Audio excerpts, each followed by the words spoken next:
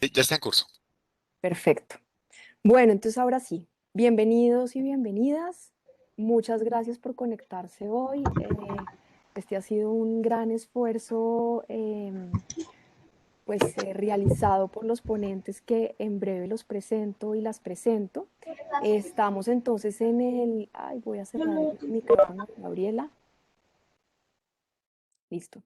Estamos ubicados esto es una iniciativa de la Universidad del Bosque, que es el Bosque con Colombia, y estamos en esta primera fase, que es nuestra mesa de reflexión y construcción reflexiva. En esta primera instancia vamos a hacer, pues como bien el título lo indica, una reflexión a partir de imágenes que ya pronto pues después les abro el espacio para comentarles cómo será la estructura de esta charla slash taller. Y entonces vamos a hablar sobre imágenes para un mundo en crisis. La idea es ir tocando, digamos, pues las imágenes a partir de los temas que nos traen nuestros ponentes. Entonces voy a presentarlos y a presentarlas, como bien es merecido. Empiezo con Carolina Fandiño. Carolina Fandiño Salcedo es artista interdisciplinar, docente de la Universidad del Bosque. Tiene una maestría en Artes de California en el Institute of Arts, bueno, CalArts de Los Ángeles y una maestría en pintura en el Bard College de Nueva York. Su obra aborda problemáticas de género desde una perspectiva filosófica y existencial y está influenciada por discursos contemporáneos del feminismo y la ecología política. Bienvenida, Carolina. Sigo con Marcelo, Néstor Marcelo Gutiérrez. Es artista y docente también en la Universidad del Bosque. Hizo su pregrado en arte, también una maestría en poéticas visuales en la Universidad de Sao Paulo y una maestría en artes visuales en Sint Lucas, Bruselas. Su trabajo plástico explora la escenificación de diversos materiales, sobre todo pictóricos, textuales y de archivo, experimentando en torno a sus posibilidades narrativas. Ha participado en exposiciones en Bogotá, Bruselas, Sao Paulo, Maastricht y Praga. Actualmente vive en Bogotá. Gracias, Néstor, por estar acá y bienvenido también. Sigo con Mariana Vázquez. Mariana Vázquez es feminista, maestra en artes plásticas de la Universidad del Bosque y magistra en política social de la Universidad Javeriana. Lideró la construcción de la política de género de la Universidad del Bosque, en donde es la coordinadora del Centro de Género, Equidad e Inclusión. Mariana, bienvenida también a este espacio. Y concluyo con Santiago Reyes Villaveses, quien es artista y también docente del programa Artes Plásticas de la Universidad del Bosque. En su trabajo como artista explora los legados estructurales de los pasados coloniales. Su obra aborda cómo las injusticias medioambientales y sociopolíticas se manifiestan a través de lo elemental. En los últimos 8 años, Santiago ha sido miembro activo de la comunidad en Ambalema, Tolima, ubicada en la ribera del río Yuma, esto es río Magdalena, donde ha organizado talleres en cine, cerámica, escritura. Santiago tiene una maestría en escultura del Royal College of Art de Londres y una licenciatura en artes visuales e historia y teoría de la Universidad de los Andes. Bueno, sus obras y proyectos se han presentado en espacios públicos y privados en Sudamérica, Norteamérica, Asia, Europa y Oriente Medio. Y actualmente, pues que creo que está bueno aprovechar el espacio para invitarlos. Él está exponiendo en el Museo de Arte Moderno de Bogotá. Tienes el proyecto, se llama Arabidopsis thaliana. Entonces, para los que quieran ahondar en el trabajo de Santiago, pues pueden ir al Mambo y visitar la exposición. Entonces, bueno, ya con la presentación les doy entrada. En este momento son 53 participantes, entonces les cuento cómo va a ser la metodología. Inician nuestros ponentes con la presentación de los temas que cada uno va a presentar y luego vamos a hacer una división. La idea es dividirnos en dos grupos aleatoriamente. Cada uno de ustedes como participante va a estar en un grupo o bien con Carolina y Néstor, perdón, con Carolina y Santiago o bien con Mariana y Néstor. ¿listo? Y la idea es ahí iniciar un trabajo a partir de una pues, reflexión y búsqueda de imágenes. Bueno, la idea es ya hacer como un taller, digamos, la parte más práctica de este espacio. Em, listo, se escucha un timbre. No sé quién está diciendo, bueno, Al El timbre parecer es es algo de usual Webex. de, sí, cuando la gente va entrando a la sala suena, avisa. suena el ingreso, ¿no? Ujú. Listo. Bueno, entonces, nada, bienvenidos nuevamente a todos y a todas los que se han ido conectando, bienvenidas y bienvenidos. Iniciemos, Carolina, iniciamos contigo esta presentación. Bueno, muchas gracias María y muchas gracias a la universidad por este espacio. Voy a compartir mi pantalla. Por favor, cuéntenme si la ven. Em, Denme un segundo.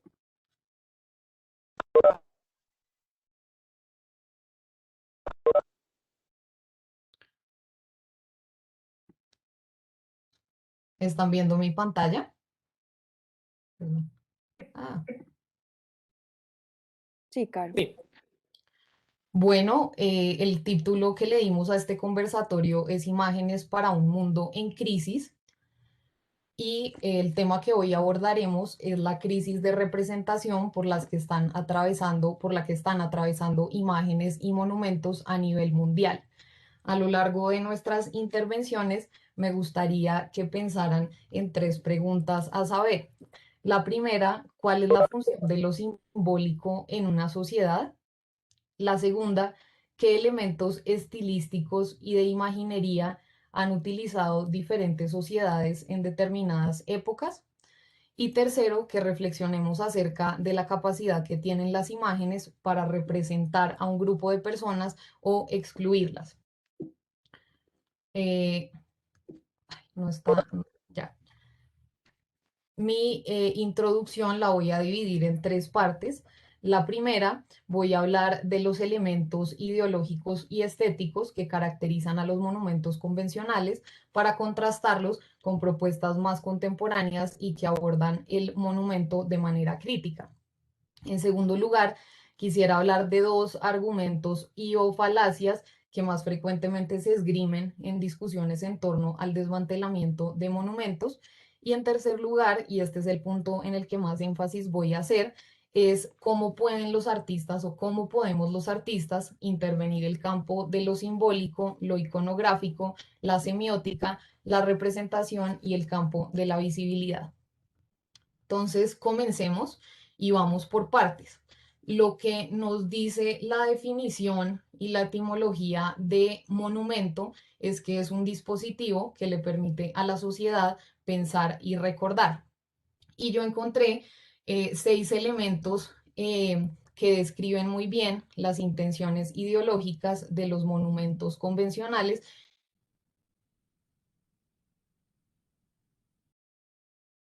Describe a un monumento convencional es que pretende representar las valores de una sociedad, así como exaltar las narrativas y los sucesos históricos de determinada época.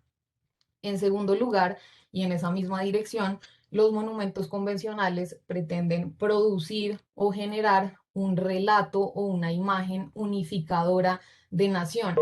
Esto ha tenido consecuencias nefastas porque muchas experiencias y versiones de la historia con sus particularidades han sido borradas o eliminadas.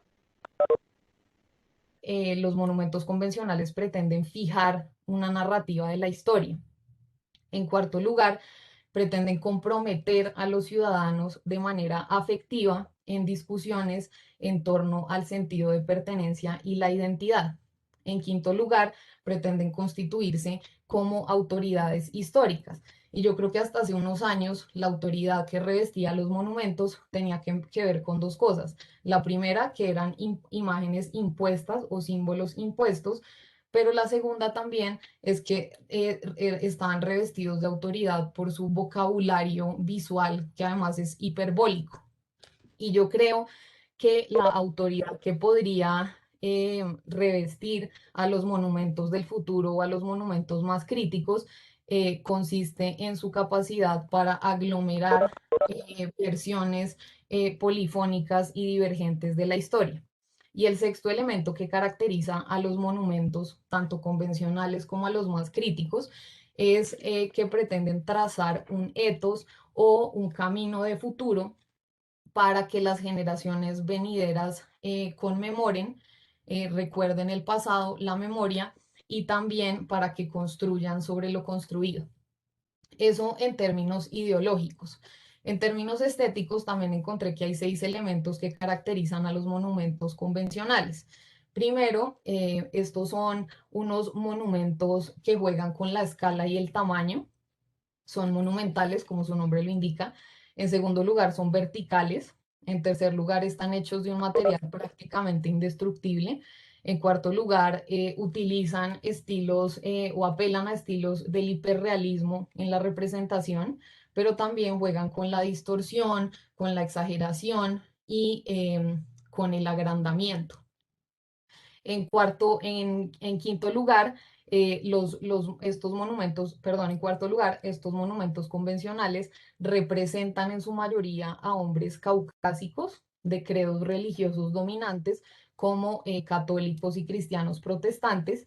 En quinto lugar, los monumentos convencionales siempre están puestos sobre un pedestal y tienen, tanto iconográficamente como conceptualmente, tienen un carácter apologético y pretenden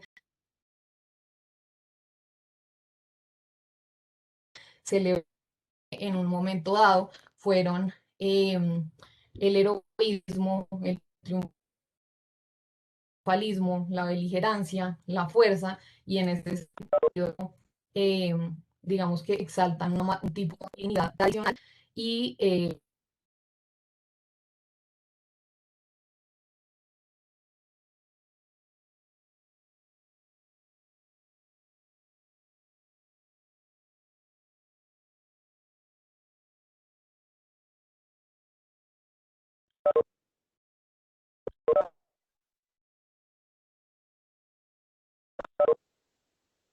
de los momentos. Hay un argumento y se dice los símbolos, se va a eliminar la historia o se va a enterrar. Y para esto quiero servirme de lo que está ocurriendo actualmente en Estados Unidos con los monumentos confederados, con el derribo de monumentos a confederados. Entonces, como les decía, una parte de la población arguye o argumenta que, que si se retiran estos símbolos, la historia va a quedar enterrada. Y la otra parte, que incluye también académicos afroamericanos, dice no. De hecho, estos símbolos de por sí no están cumpliendo con su función porque no están funcionando como dispositivos para pensar y recordar, y tampoco están desencadenando o catalizando reflexiones históricas sobre la historia. Entonces, en vez de abrir un debate sobre la historia, lo están obstruyendo. Estos monumentos, dicen ellos, se han constituido en objetos obstructivos, y yo estoy de acuerdo en que a veces muchos de estos símbolos producen unos abscesos culturales e históricos. Otro académico estudioso de los monumentos, Karl Saar, que condensar el sentido histórico de una época en una estatua es clausurar la historia, pero ya discutiremos esto más adelante. Y el segundo punto, que muchos académicos ya lo han, digamos, concluido y lo han llamado la falacia del pasado, es que se dice, no, pero ¿cómo iban a saber las personas 2 siglos atrás que en el futuro iban a ser juzgadas o mal vistas estas representaciones? Pues resulta que en el caso, por ejemplo, de los monumentos confederados en Estados Unidos, estos símbolos se empiezan a erigir 30 o 40 años después de que se ha decretado la abolición de la esclavitud. Es decir, ya estos símbolos no representaban la creencia de esa época, pero se erigen en esa época justamente para reclamar propiedad sobre el espacio público y para, digamos, eh, amedrentar también a las minorías que de hecho en ese momento estaban empezando a ganar acceso y ganar derechos. Otro académico del tema y estudioso del tema, que es Gary Young, ha dicho que los monumentos, más que construir historia, fabrican mitologías. Es decir, siempre que vemos un monumento pensamos, esta es la historia revelada, pero lo que dice Gary Young es que no es historia, sino más bien mitología lo que se está creando. ¿Y por qué? Porque hay un solo personaje, el cual se le está haciendo un relato o una narración fantasiosa, agrandada, de unas épicas batallas militares que ha librado. Ahora, también situándonos un poco desde la otra orilla, es cierto que las generaciones del futuro siempre van a estar inconformes con la representación y los medios de representación que utilizan las generaciones del pasado. Es por eso que es muy importante que nos preguntemos acerca de dos elementos específicamente. Primero, que pensemos la duración que queremos que tenga y ahí también interviene la materialidad. Y en segundo lugar, que pensemos qué tipo de autoridad debe tener un monumento en el futuro. Y para hablar sobre el elemento de la duración o de la provisionalidad y también de ceder un poco la plataforma para que muchos artistas hagan diferentes monumentos, traje a colación la obra de la artista británica Rachel Whiteread, y quiero contarles un poco de qué se trataba este proyecto que se llamó El Cuarto Pedestal. Resulta que en la emblemática Plaza de Londres, que es la Plaza de Trafalgar, hay 4 pedestales coronados por figuras grecorromanas.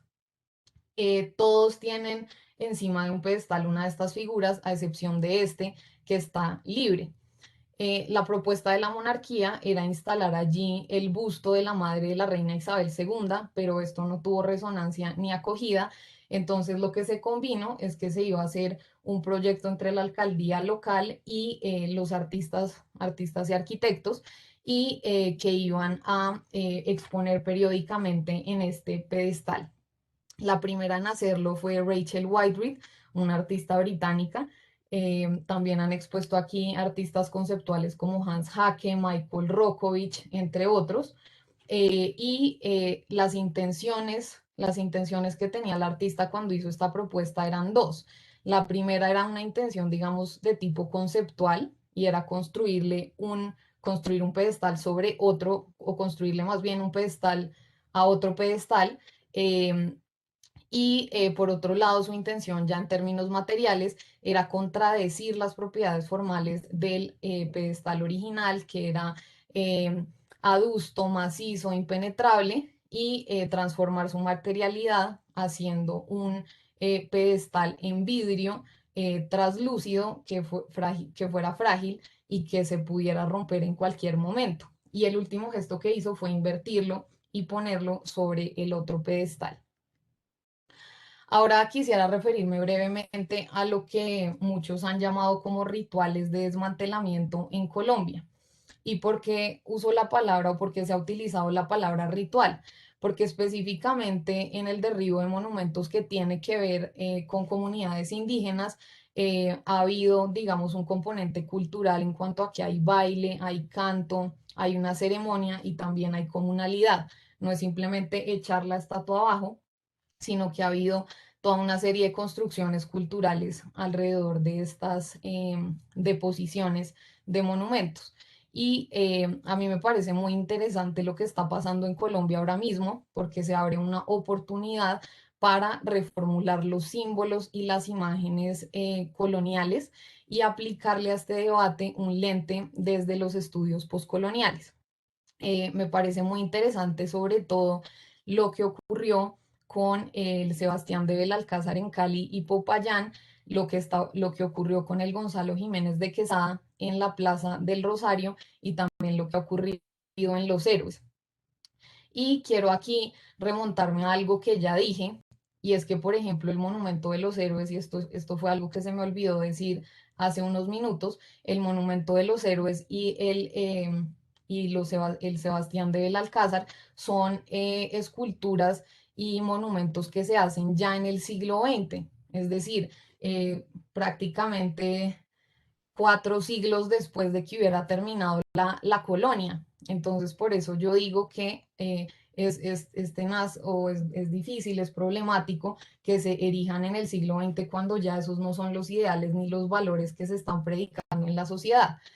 El Sebastián de Belalcázar, por ejemplo, fue erigido en el año 40 prácticamente, y el monumento a los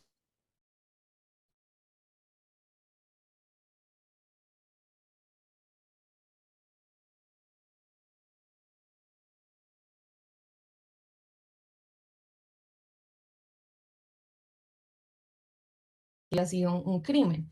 Pero volviendo al tema un poco de los rituales de desmantelamiento, me parece muy interesante lo que hicieron distintas comunidades indígenas, y fue hacerle un juicio póstumo a estos personajes. Y ellos, después de esta investigación exhaustiva, concluyen que estos personajes habían sido responsables de genocidios a comunidades indígenas, y además de eso habían sido despojadores de tierras. Me gusta mucho que se hayan abrogado ese derecho a la autorrepresentación, porque estas imágenes les resultaban violentas y ofensivas, y creo que ese derecho a participación, a exigir ciudadanía, es muy importante en este momento, porque además la autorrepresentación viene ligada a otro concepto, que es el de la autodeterminación de los pueblos. Entonces, todo lo que está sucediendo acá me parece muy interesante.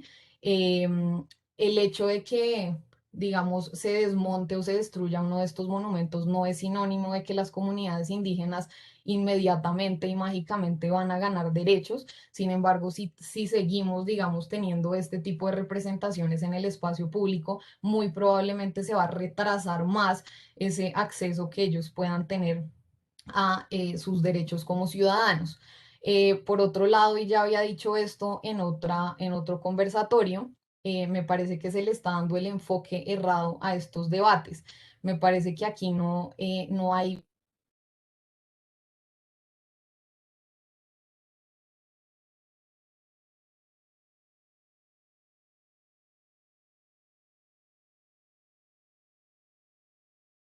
Perdón, Caro, creo que te perdiste un momentico. Desde el enfoque Ay, errado, si puedes retomar, por favor. sí, claro que sí.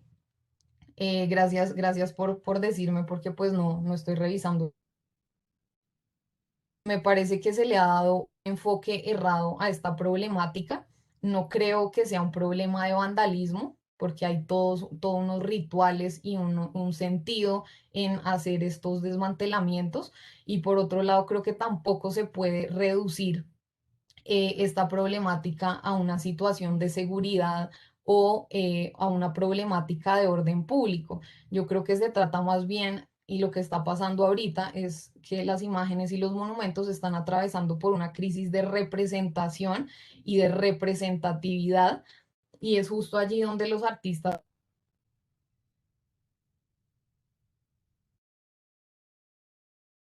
Caro, nuevamente, qué pena interrumpirte. sí, Y es allí donde los artistas, ahí nos quedamos. perdón.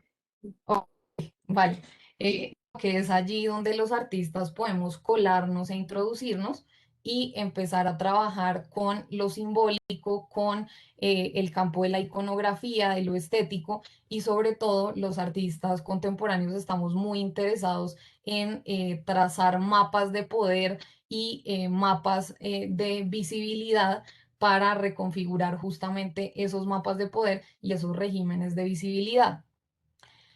Eh, y por último, esta es la última imagen que voy a traer a colación, y les dejo esta pregunta para que luego discutamos, y es, ¿será que sustituir al personaje pero conservar los medios de representación es suficiente?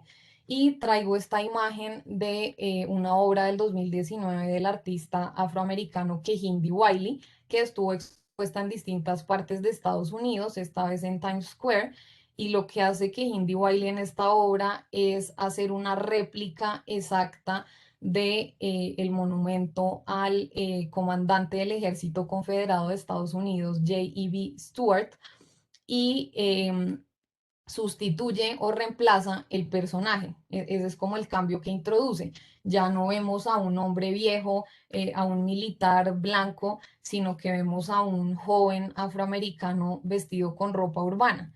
Sin embargo, para mí no es suficiente este gesto y que haya conservado el resto de los elementos tradicionales de la representación. Me parece que el bronce es un material que fija justamente una narrativa de la historia. No creo que sea un material neutro, porque es sobre todo específico de ciertas épocas y de ciertas épocas que no querían, digamos, que se reflejara tampoco el cambio o las afectaciones del tiempo en los objetos. Me parece que además el bronce es un material que no logra expresar ni dar cuenta de los cambios estructurales y materiales por los que estaba atravesando la sociedad. Entonces no se me hace suficiente este gesto. Además de eso, el personaje todavía tiene pues como una posición, una postura triunfalista, hay un aura de victoria todavía en la imagen. Hay todavía una exaltación, digamos, de la dominación, del control, de la posesión, que es lo mismo que ocurría en las imágenes de conquistadores. Entonces, para mí no es suficiente y de hecho cuando veo esta imagen siempre pienso en una frase de la poeta norteamericana Audre Lorde, quien decía que no desmantelaremos la casa del amo utilizando las herramientas del amo. En este caso, yo no creo que podamos desmantelar símbolos de la colonia utilizando los mismos medios de representación que se utilizaron en la colonia. Y como frase final, quiero decir que, en mi opinión, los monumentos del futuro y las imágenes del futuro, pero sobre todo los monumentos, deberían constituirse en una suerte de interfaz que sea capaz de catalizar reflexiones críticas sobre la historia y ojalá que los monumentos del futuro sean post-patriarcales y feministas. Muchas gracias.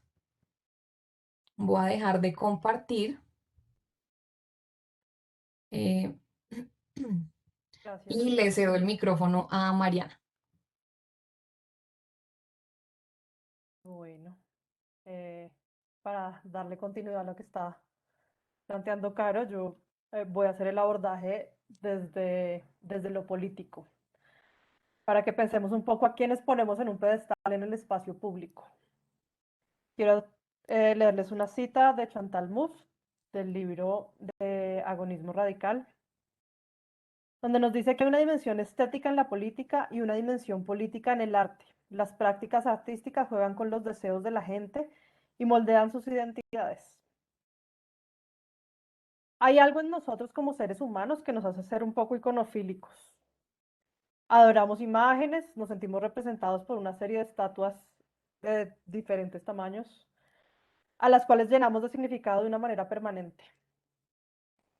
Tenemos como una formación entre mágica y mesiánica que nos hace construir y adorar una serie de representaciones, sobre todo quienes nos han prometido algún tipo de salvación. Les traigo esta imagen de una construcción que se está realizando en Brasil, de un nuevo Cristo que es más grande que el Señor de Corcovados, en un país donde deberíamos revisar hasta dónde son únicamente católicos, porque pues la multiculturalidad no es evidente en la representación simbólica de los grandes y majestuosos monumentos en este espacio.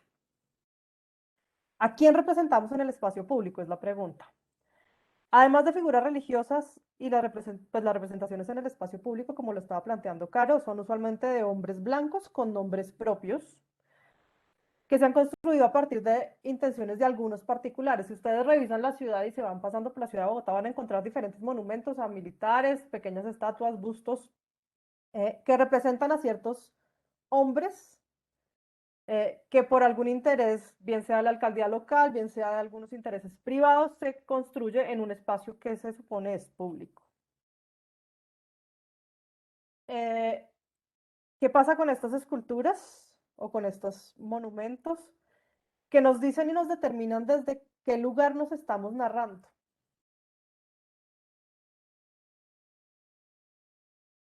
Y en esa narración evitamos ciertas estructuras en el espacio público. ¿Y qué se evita en el espacio público? En general, son escasas las representaciones de personas afro, indígenas, población trans, mujeres o jóvenes. Cuando nos encontramos monumentos que hacen alusión a la población indígena, usualmente vamos a hablar de la representación que nos ha narrado desde su cosmogonía. Vamos a hablar de mitología, ¿cierto? Y vamos a representar estas escenas de la mitología indígena dentro del país, pero no hacemos alusión a la población indígena con nombres propios. Podríamos hablar de una indígena que se representa con nombre propio en Cartagena, una escultura que se reparte y se volvió un premio, que sería la India Catalina, cuyo nombre es castizo, pero no propiamente indígena, y que responde su escultura a estándares de belleza absolutamente eurocéntricos. También podríamos hablar de una representación de un hombre afro, que desafortunadamente es más, o afortunadamente, no sé, es más reconocido por la canción del Joe que por su representación figurativa en ese monumento, que sería Ben Cosbio. Y de resto, la historia representada en el espacio público responde sobre todo al mandato de masculinidad. Vamos a hablar también pues, de una representación simbólica que aparece varias veces, que es Policarpa Salabarrieta. Es la única mujer que aparece eventualmente en la historia que se construye en el espacio público de nuestro país. La pregunta sería, ¿por qué nos afecta esto? ¿Cierto? La imagen que les pongo acá no he podido encontrar el autor. Si alguien lo conoce, por favor, en el chat o en los grupos me cuentan quién es el autor. Es una escultura que aparece una mañana instalada en Alemania y que representa a un joven grafitero. Si ustedes se dan cuenta, además, curiosamente no está subida en un pedestal y no representa para nada a lo que tradicionalmente se representa dentro de la escultura. Hay quienes se lo atribuyen a Bansky, pero no estaría tan segura del asunto. ¿Qué implica bajarnos del pedestal? Esta imagen que les muestro acá es cuando se lanza al agua la estatua de Edward Colston. Desde el año pasado, a partir del asesinato de George Floyd, que como ustedes saben reorganiza el movimiento antirracial, principalmente en Estados Unidos, pero que es de alguna manera asumido en diferentes países del mundo. En un hecho sin precedentes, el movimiento antirracial en Inglaterra desmontan la estatua de Edward Colston y la lanzan al río. Como dato interesante, la estatua la acaban de rescatar del río para llevarla a un museo y ver cómo hacen para protegerla. Pero una vez pasa esto con la estatua de Colston, lo que hace el Estado es proteger las estatuas. Dentro de esto está escondida la estatua de Winston Churchill, que de una vez es intervenida pues, por los manifestantes. Nos preguntaríamos, en realidad, ¿cuántas vidas se vieron afectadas por el desmonte de la estatua de Colston? ¿A cuántas personas afectó? Y yo pensaría que la respuesta debe estar cerca a probablemente las mismas personas que puedan haberse visto afectadas por el desmonte de la estatua de Sebastián de Belalcázar o de la de Gonzalo Jiménez de Quesada.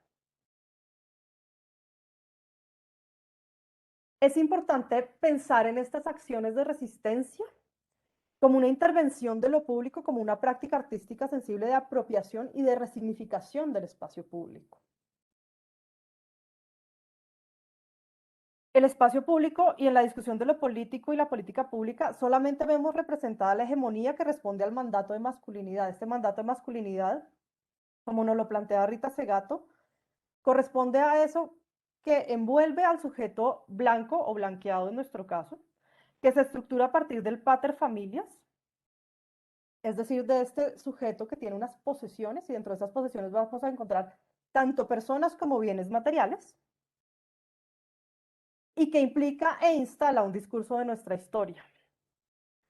Dentro de nuestra historia como colombianos sobresalen apenas un par de mujeres y por supuesto ninguna de ellas es indígena o negra. La enorme lista de hombres a cargo de la historia, que podemos comparar probablemente con la enorme lista de hombres que podían tener acceso a la educación en el momento en que se necesitó escribir la historia, responde a unas narrativas, pero sobre todo establece un marco de reconocimiento. Ese marco de reconocimiento no solamente establece quiénes deben ser reconocidos, sino quiénes deben ser llorados. Esto implica qué vidas valen la pena, y acá me estoy refiriendo a un análisis que hace Judith Butler de cómo nos narran la guerra, ¿sí? Y cuestionamos el lugar no solamente del periodismo instalado en este momento, sino de la historia instalada.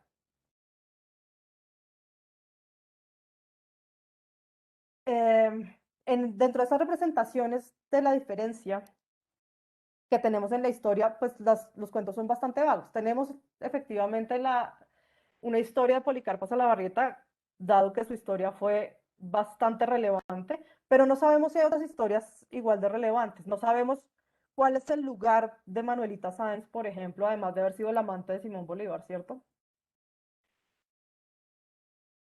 Cuando empezamos a hacer una resistencia frente al espacio público, frente a la construcción de esos monumentos, a intervenirlos, a definirlos, se presenta una pugna que desde mi punto de vista es bastante interesante y lo estamos viendo en este momento en Colombia, sobre cómo proteger los bienes, porque hay una obsesión por proteger los bienes eh, públicos, pero también por cómo resignificarlos. Pensaríamos que deberíamos corregir la historia para evitar las narrativas tipo Disney, donde todo siempre va a tener un feliz blanco y feliz. Nuestra historia es una historia de luchas atravesadas desde la interseccionalidad y de una historia de injusticia social permanente. Sin embargo, está enmarcada dentro de un imaginario donde solo las vidas blancas son sujetos de derecho y solo sus objetos deben ser protegidos. ¿En quién nos vemos representados y qué hacemos cuando vamos modificando las narrativas a medida que se interviene el espacio público? Las imágenes que les estoy compartiendo en este momento corresponden a la intervención que hacen los colectivos feministas en México el 8 de marzo pasado. Si ustedes recuerdan o buscan en internet, van a encontrar cómo la plaza del Zócalo en México fue protegida, no sé si puedo acá agrandarles, creo que no, por unas vallas gigantescas para que las mujeres no pudieran ingresar a los espacios, a los edificios públicos y no pudieran acceder a ese lugar. Y lo que hacen ellas es volver estas vallas unas lápidas donde están los nombres de todas las mujeres que han sido víctimas de feminicidio en México, que son más de 10 diarias, entonces no les ha alcanzado ni siquiera el espacio que estaba ahí. Los llenas después de flores y hay una cuestión sensible permanente en las marchas feministas en México específicamente, y es que se instala un color específico para la lucha que va a ser el violeta.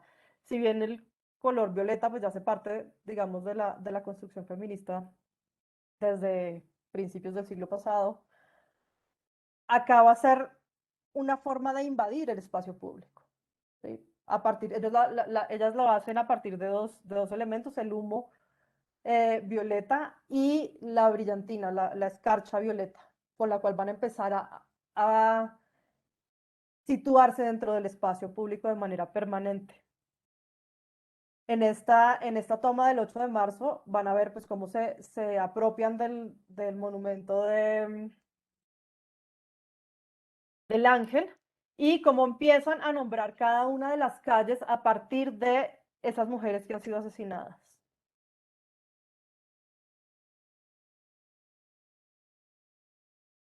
Y vemos acá cómo en días pasados se ha intervenido el monumento de la Pola. Es la única que no fue puesta en riesgo. Curiosamente tampoco también es de las pocas que no fueron protegidas como un espacio o de especial protección dentro de las marchas.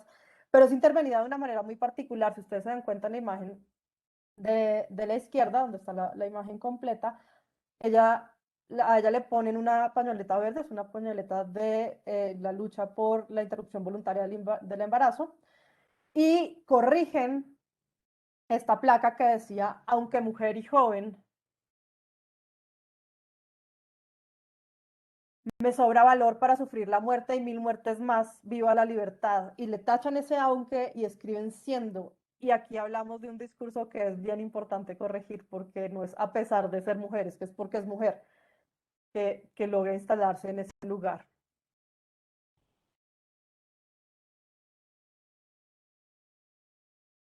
Y entonces nos empezamos a apropiar de lo público. Y Y yo quiero cerrar con este par de imágenes que les traigo a continuación sobre esa intervención que se ha establecido en ese monumento a los héroes y cómo empezamos a cambiar desde la resistencia esos lugares del discurso común, esos héroes que nadie se puede imaginar porque ya hacen parte, como lo planteaba Caro en su intervención, casi de una mitología sobre la independencia, de una mitología sobre algo que pasó y que dice, que nos cuentan que pasó en algunas de las estrofas de nuestro himno nacional, pero que en realidad no hacen parte de nuestra historia vital en este momento. El espacio público, de acuerdo a Chantal Mouffe, es un lugar para encuentros de agonistas, en donde la resistencia que generan las prácticas artísticas logra ser visible y sensible la dimensión política del conflicto, aunque este esté usualmente reglamentado por el poder hegemónico. Para ella, las prácticas artísticas tienen un rol en la constitución y mantenimiento de un orden simbólico dado o en su desafío, lo que las hace necesarias para todos los procesos de apropiación y de resolución de conflictos y sobre todo de la dimensión política de un país. Yo les invitaría a que a que nos preguntemos no solamente qué queremos contar ahora, sino quién es el público al que le pertenece lo público. ¿Será la mayoría? Si fuera la mayoría, las mujeres iríamos por un excelente camino porque debería ser un poco más nuestro. Les dejo con las imágenes del desmonte de la escultura que hace parte del monumento de los héroes, que fue bastante simbólico porque el costo para el desmonte de esa escultura es bastante importante. Le doy entonces ahora la palabra a nuestros compañeros. Muchas gracias. No sé si sigo compartiendo o empiezan a compartir ustedes. No, creo que yo ya puedo compartir. Listo. ¿Listo? Bueno, muchas gracias por la invitación a María, a la Facultad de Creación y Comunicación y a los asistentes también por interesarse en pensarse y reflexionar acerca de la crisis y sus imágenes. Nosotros, Santiago y yo, abordaremos la cuestión compartiendo una reflexión o más bien algunas inquietudes en torno a un momento específico en la vida de los monumentos, basándonos sobre todo en un trabajo que hicimos en conjunto ya hace algunos años y del cual hablaremos un poquito más adelante. Entonces, los monumentos son construcciones que, como toda construcción humana, tienen una vida útil, son concebidos, son creados, son ubicados y a veces son desmontados, derribados, reubicados e inclusive también muertos. Porque si bien los monumentos aspiran a perpetuarse en el tiempo, esto no siempre, este deseo no siempre se cumple. Entonces quisiéramos concentrar nuestra atención en un momento, en ese tiempo, en ese momento de la vida del monumento cuando está desmontado, ¿no? Que no coincide exactamente con dejar de ser como un objeto ni como símbolo, pues si bien ese puede ser uno de sus finales o de sus desenlaces, pero no el único. Entonces ese espacio-tiempo que es indefinido, que es indeterminado, tiene la característica de ser un momento de apertura y por ello un momento también de oportunidad, o así nos gustaría verlo. Eh, y detrás del desmonte de un monumento, sí, pero también pensémonos que detrás de ese desmonte de un monumento puede haber diferentes razones, muchas razones, como por ejemplo iconoclastia o por deterioro o por cambios de regímenes políticos o por obsolescencia o por causa del progreso, ¿no? Que es algo de lo que hablaremos un poquito más adelante, o por renovación urbana, o inclusive por negocio, por odio o por amor, ¿no? Sí. Acá vamos a presentar como una serie de imágenes y de ejemplos sobre esos desmontajes. El desmonte de de un monumento, pues puede, como Néstor lo mencionaba, proviene desde diferentes instancias. En este caso, como resultado de la guerra del Golfo Pérsico, por lo menos 4.000 artefactos de interés arqueológico fueron saqueados del territorio iraquí, en muchos casos para su venta en el mercado negro del coleccionismo. Esto es un ejemplo de un desmonte por negocio. Con la caída de la Unión Soviética, las nacientes naciones independientes desmontaron los monumentos alegóricos del periodo soviético y en algunos casos criminalizaron su exhibición. Este es un claro ejemplo de un desmonte por cambio de regímenes políticos. Como lo ha mencionado Mariana, Carolina, los monumentos son símbolos que están en constante negociación y transformación, y cuando un régimen o cuando una visión política cambia, la decisión del desmonte de los monumentos es fundamental. Esto sería, digamos, como un ejemplo, digamos, como orgánico o revolucionario de un cambio político por cambio de monumento. Asimismo, como ya lo hemos mencionado, en el marco de la protesta que empezó el 28 de abril de este año y todavía está vivo, el monumento de Sebastián de Belalcázar en Cali y el de Jiménez de Quesada en Bogotá fueron derribados como símbolo de resistencia por miembros de la comunidad Misak. Esto es un ejemplo de desmonte por resistencia o iconoclastia. Mm, como lo había mencionado hace un rato, nos vamos a centrar en un trabajo que hicimos en conjunto en el 2009, Santiago, Gilberto Mariocci y yo. Lo hicimos hicimos un proyecto en la Pinacoteca de Sao Paulo, en Brasil, llamado Monumetría, bajo el colectivo de Lengua a Mano.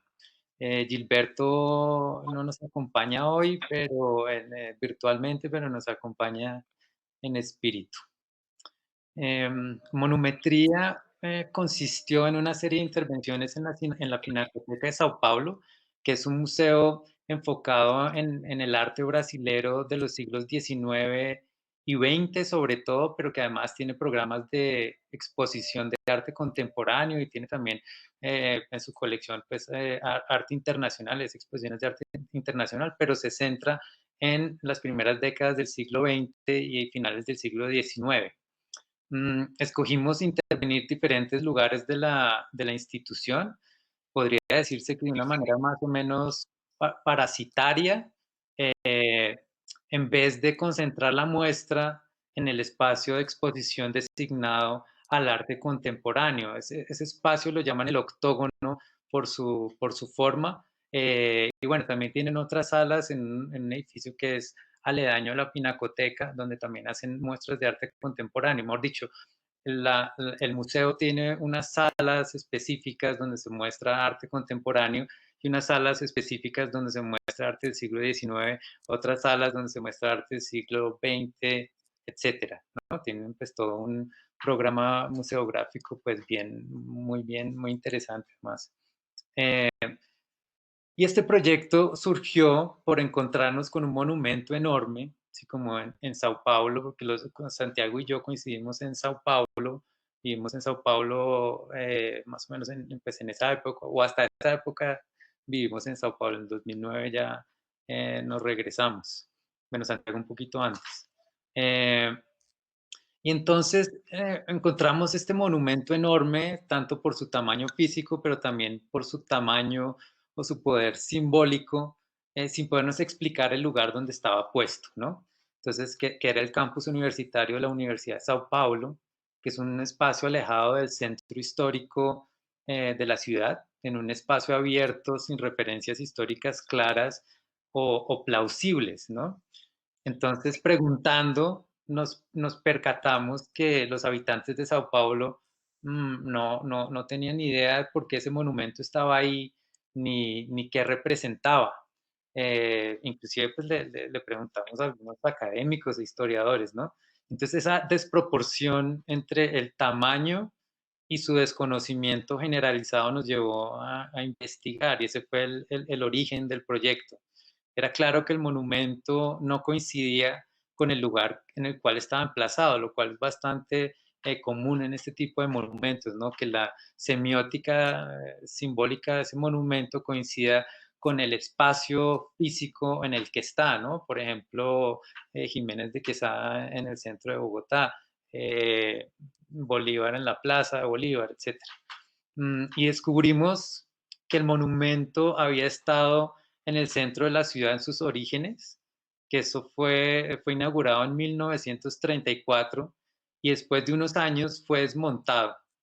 Se mantuvo un par de décadas, ¿no? Fragmentado y arrumado en depósitos en un parque que se llama el Parque de la Luz, cerca de la Pinacoteca, y finalmente fue llevado después de unas décadas a la ciudad universitaria, donde fue montado de nuevo y donde permanece hoy, ¿no? En donde lo conocimos.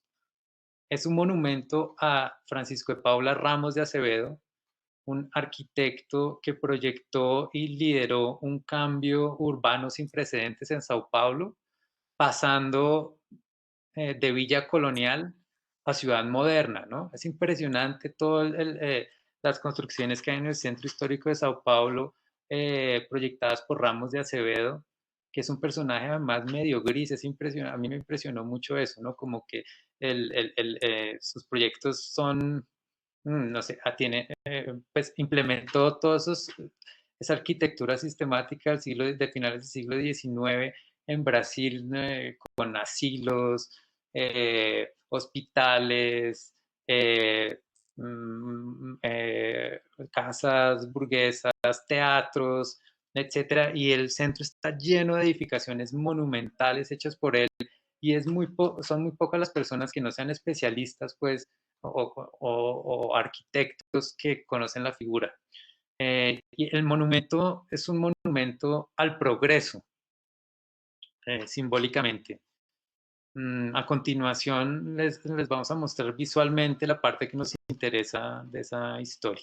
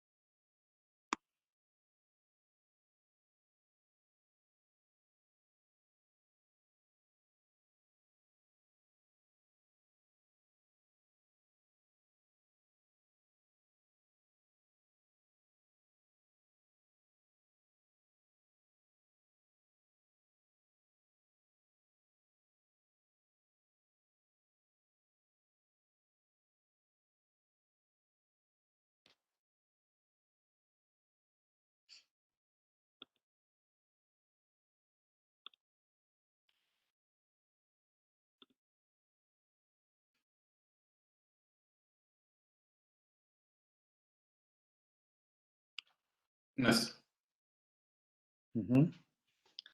No, siga, Santi.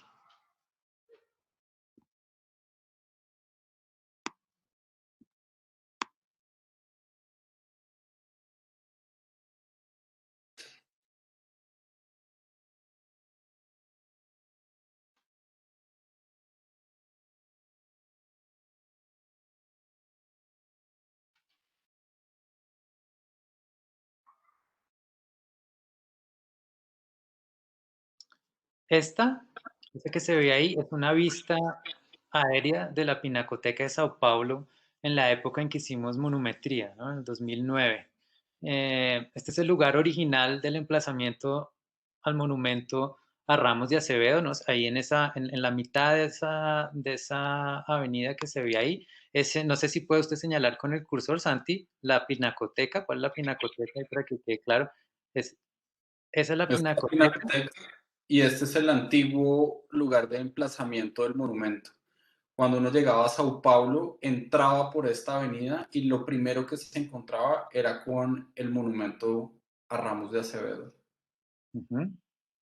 Y fue construido originalmente el monumento enfrente de la Pinacoteca, porque antes de ser Pinacoteca fue el Liceo de Artes y Oficios de la ciudad, un proyecto de Ramos de Acevedo que además se usó para generar el tipo de mano de obra que se necesitaba para los proyectos arquitectónicos que trajo a la ciudad de renovación urbana, porque ese tipo de mano de obra antes de este tipo de arquitectura pues no existía. Entonces tuvieron que crear también ese tipo de mano de obra.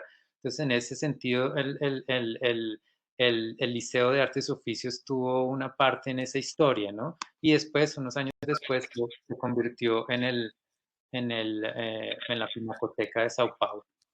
El monumento, como se ve, fue desplazado y reemplazado por otro monumento, o por otros dos monumentos al progreso, ¿no? Una avenida y un metro. Solo que el simbolismo clásico e ideal o idealista del monumento a Ramos de Acevedo fue reemplazado por el ideal de la circulación, el flujo, el pasaje, ¿no? Entonces nuestro interés no consistía en el monumento como tal, nunca nuestro interés fue en el monumento, sino en los nuevos significados resultantes de el desmonte y el eventual desplazamiento del monumento. Lo que queríamos era traer de regreso el monumento, pero de manera, diría que espectral, ¿no? Como un fantasma, como un registro, como una narración.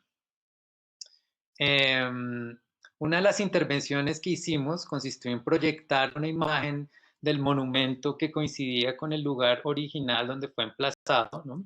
Como se ve ahí en esta imagen, solo que el registro de la imagen que está siendo proyectada no es el monumento en su lugar original, sino es una foto, es un registro que muestra el monumento en el no lugar donde se encuentra hoy en día.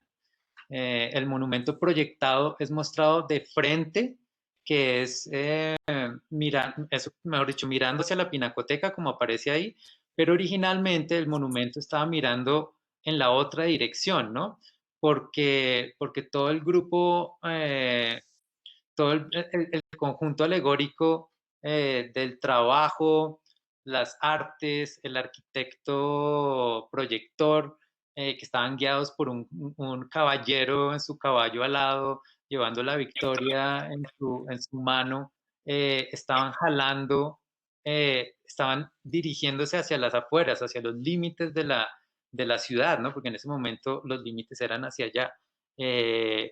Y lo cual quiere decir que se dirigían hacia el futuro, ¿no? Entonces todo este conjunto del progreso jalando a Sao Paulo hacia sus límites, ¿no? Hacia el futuro. Y bueno, en esta proyección el monumento se dirige hacia el pasado.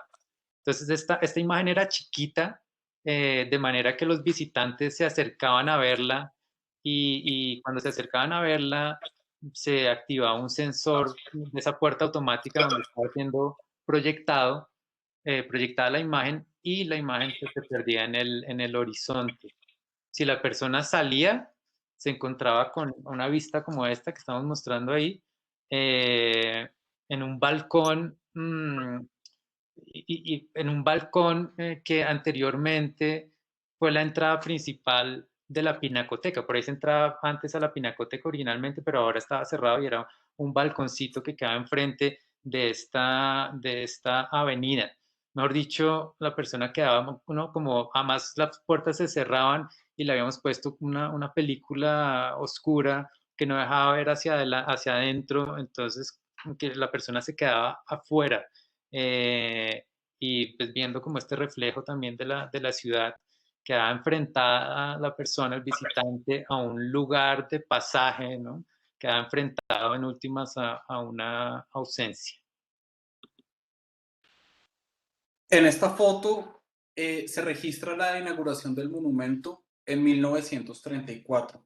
Acá se pueden dar cuenta de la escala del monumento. Y ahí salto un poco, se identifica, digamos, como esta pequeña torre en la esquina que hoy en día está en la mitad de la avenida y en su momento tenía un lugar protagónico en relación al monumento. Esta siguiente imagen muestra la comunidad interesada en perpetuar sus valores como memoria y como un mito fundacional de la sociedad paulistana, la naciente clase dominante. Sin duda este monumento es ante todo un mecanismo de esa clase dominante por establecer una memoria, establecer un ícono fundacional. Entonces vemos cómo los monumentos son símbolos para poder construir y centrar, digamos, y plasmar una memoria, y es ese embate constante en qué memoria es la que debe ser reconocida como símbolo identitario. En esta imagen, o digamos que una de las otras intervenciones que nosotros realizamos en la Pinacoteca de Sao Paulo, fue dispuesto en un panel de 20 metros por 4, en el cual relacionamos diferentes tipos de documentos: pinturas, esculturas, fotografías de archivo, fotografías recientes, dibujos, cartas y planos. En esta intervención, el hilo conductor de la narrativa fue un álbum de fotos que perteneció a los archivos del taller de fundición Bronces Artísticos Rebellato. Son registros de su construcción, de sus fragmentos desmontados. Estas imágenes ofrecen una nueva posibilidad de lectura de las figuras alegóricas del monumento.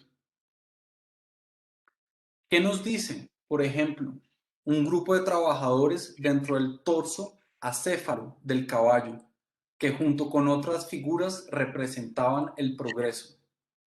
Estas imágenes, así sean vistas como registros de una condición efímera de los fragmentos del monumento, son reveladoras de las contradicciones del discurso que constituye el monumento como un todo.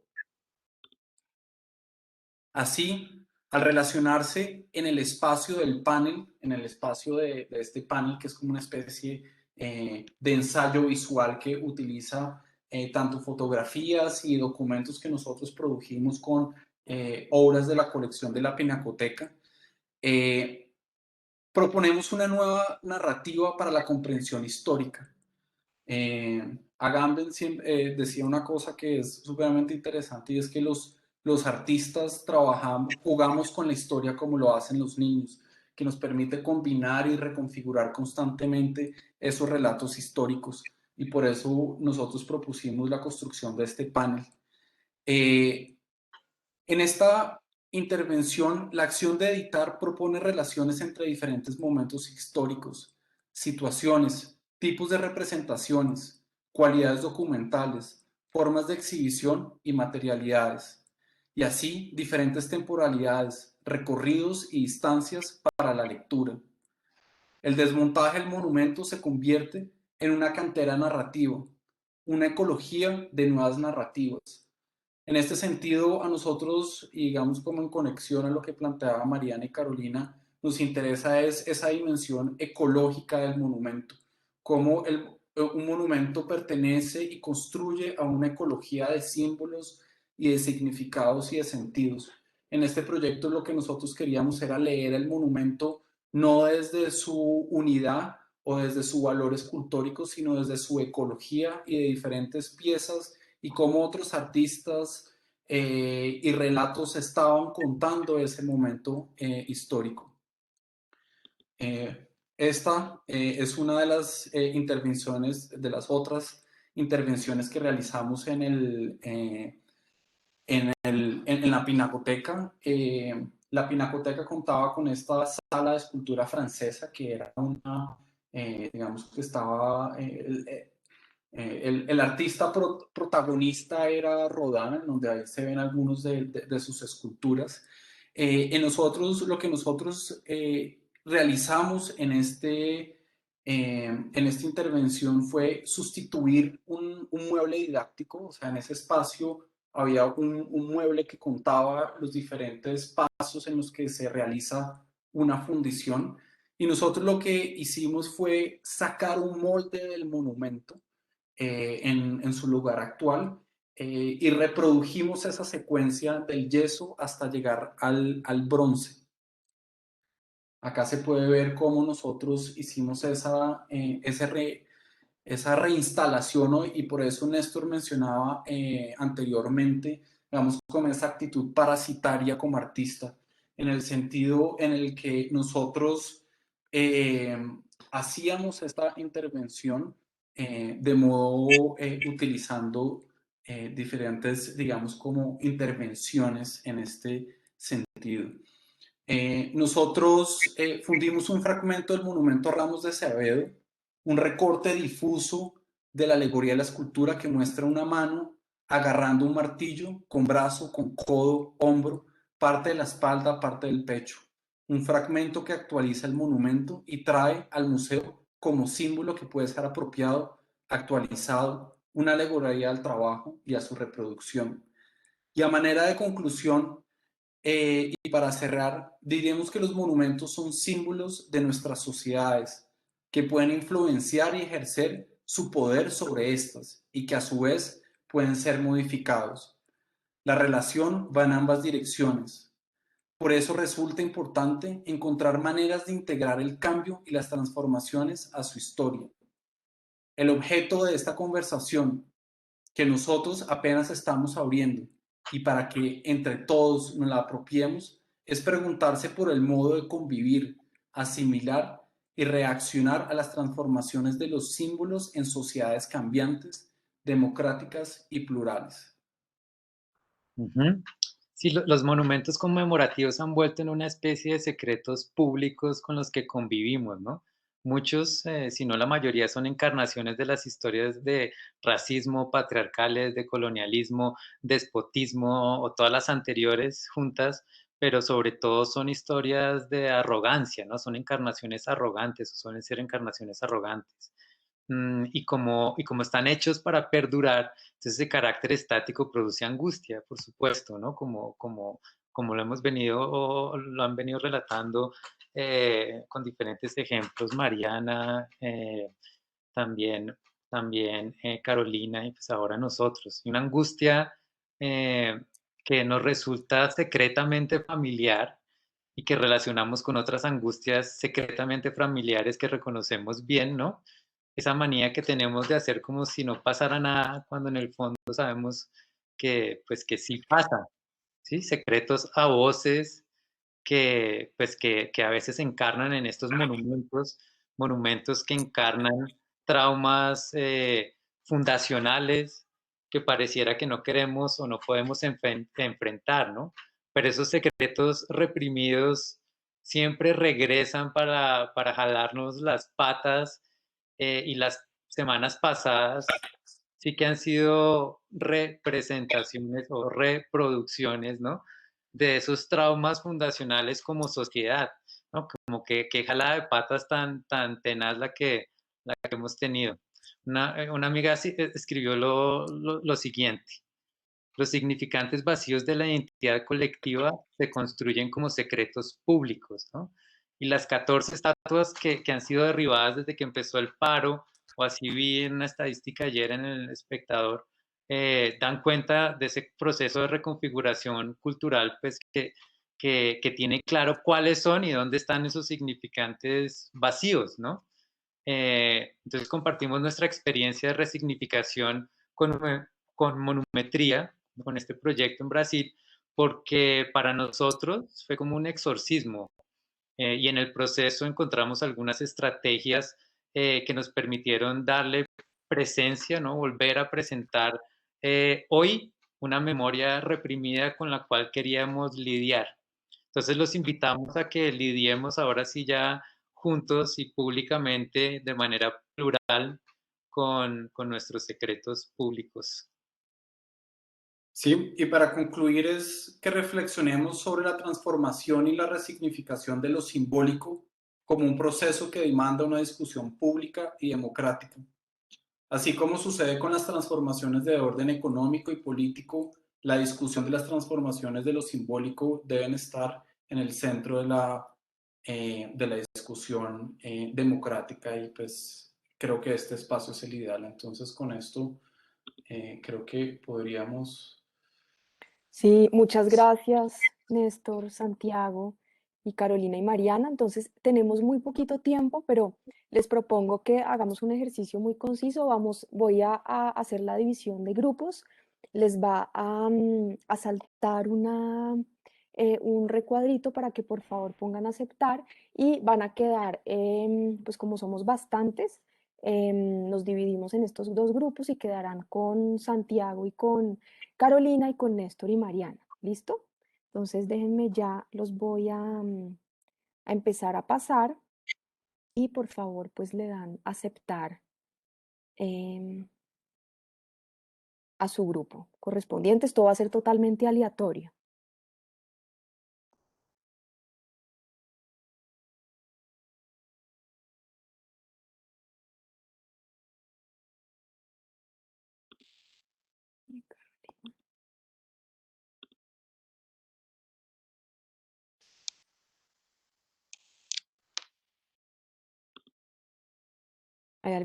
Hay una pregunta en el chat. Entonces propongo que la lleves al espacio. Eh, ya les digo quién era. Espérense que. Listo.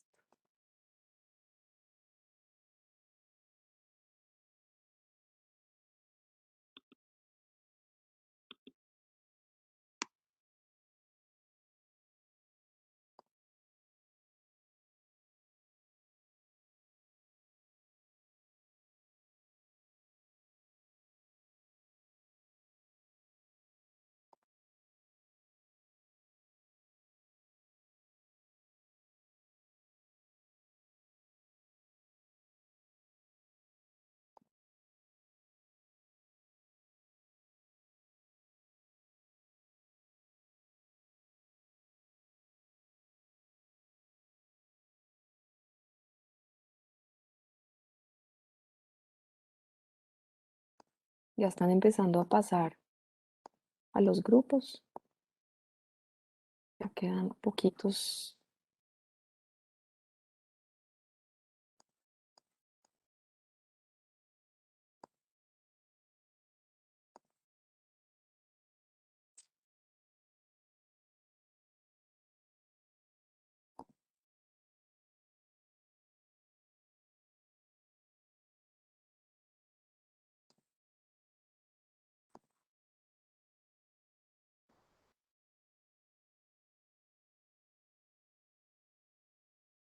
¿Listo? Quedan ya Ángela, Santiago y Paula. Ya van a entrar al grupo número 2. Perfecto.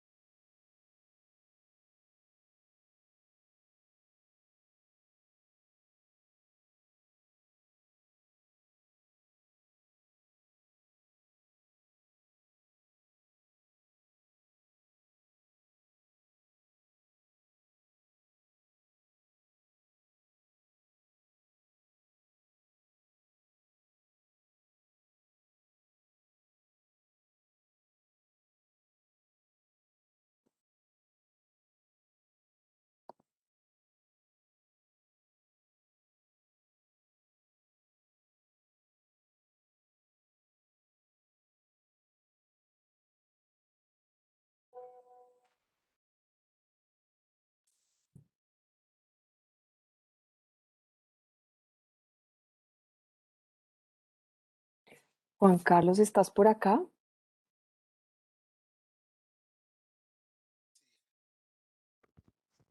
¿Lo me escuchas? Hola, sí. Oye, una pregunta técnica nuevamente. ¿Los subgrupos siguen grabándose? No, esos no se pueden grabar porque como son dos salas diferentes, solamente tenemos un ¿No es canal de posible? grabación. Sí, exacto, no es posible. Vale, Tocaría entonces que pongan a grabar la pantalla dentro de la sesión. les voy a decir. Listo, perfecto. Mil gracias.